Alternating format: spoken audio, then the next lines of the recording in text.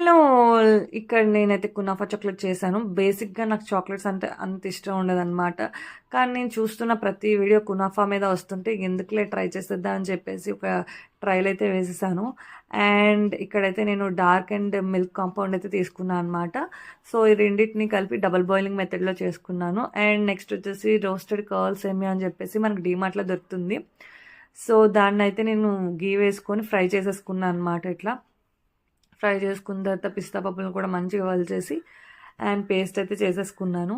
చేసుకున్న తర్వాత ఈ లిక్విడ్ని తీసుకువెళ్ళి నేనైతే ఆహ్, ఒక లేయర్ లాగా మౌల్డ్‌లో వేసేసుకున్నాను అనమాట. నెక్స్ట్ మిల్కీ బార్ కూడా తీసుకొని దాన్ని కూడా డబుల్ బాయిలింగ్ మెథడ్ చేసుకొని ఈ సేమియా అండ్ పిస్తా పేస్ట్ అండ్ ఈ చాక్లెట్ కూడా కలిపి వేసుకున్నాను అనమాట.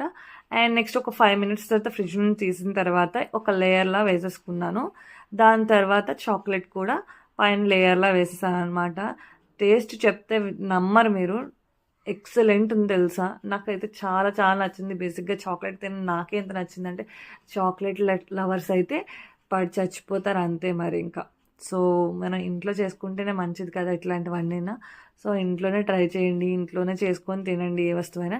నా దగ్గర ఇంకా ఎక్స్ట్రా మిగిలిపోతే లవ్ సింబల్స్ కూడా చేసుకున్నాను. నా వీడియో నచ్చితే లైక్, కామెంట్